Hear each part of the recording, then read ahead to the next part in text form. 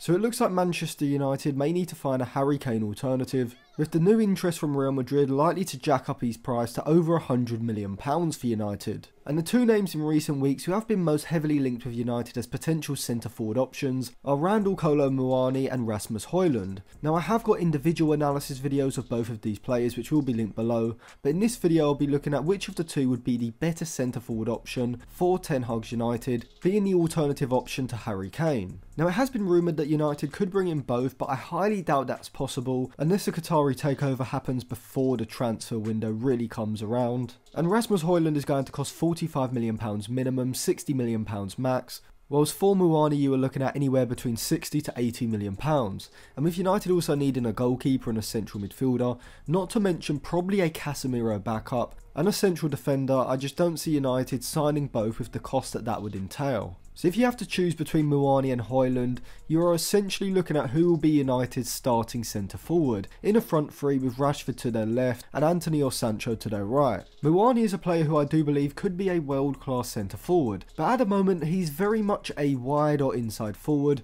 who would suit playing on the right of United's front three, with a deeper lying forward between him and Rashford on the left, exactly like Harry Kane. Move him into the centre forward position and I certainly think he's less effective, but if he can develop his back to goal link-up play, he has all the other attributes to mould into the type of striker that Osimhen, Darwin Núñez and even Erling Haaland are, and so it comes down to whether United and Ten Hag are willing to develop him in that role. Hojlund on the other hand is much more of a centre forward who can be used as a wide forward in a free if needed, and so despite being more of a natural striker, like Muani he does bring great versatility as well. I also think that Hojlund is better with his back to goal, and like how we've seen Erling Haaland develop this season at City, Rasmus Hojlund already has the ability to fend off pressure from opposition centre-backs and link play efficiently with the attackers around him, using Hojlund's static positioning to make runs off of him, usually into the space that the centre-back has vacated, in order to get tight with Hojlund in the first place. Muani can do this as well, just not to the same level at the moment as Hojlund I'd say,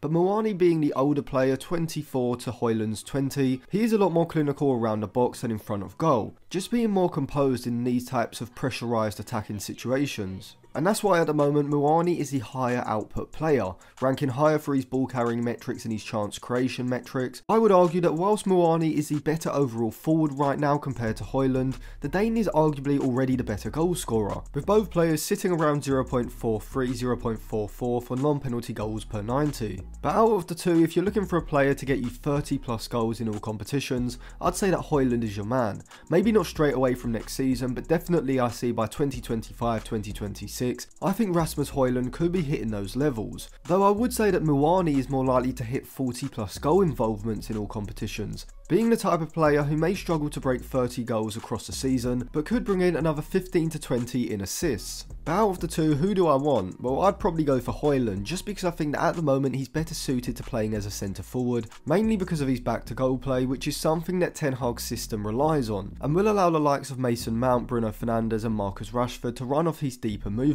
But that doesn't mean that I'd be against a move for Muani, but I don't think he's the optimal transfer, as United need a ready-made player in that role, whereas Muani is more used to playing as a wide forward or an advanced forward playing on the shoulder of the last defender, rather than dropping off to link the play as a deeper lying forward. I could easily see Muani having a first season like Antony or Sancho, and to be honest, I think it's going to take Muani until he's 28-29 before he fully matures into an elite level, which is what I consider just below world class, centre forward, which is just too long for United to wait. Even though Hojlund is 4 years Muani's junior, I think Hojlund has a sort of talent that could see him having an elite level season, 30 plus goals and 40 plus goal involvements in all competitions by the ages of 22 or 23. He certainly won't come in and hit 40 goal involvements in one season, as I think Harry Kane probably would, but that's why he'd cost 40 to 50 million rather than the 90 to 100 million that Kane will. But I would put my money on Hojlund being worth £100 million in 2 or 3 years time, as I believe Hojlund, along with Hugo Ekitike, Benjamin Sesko,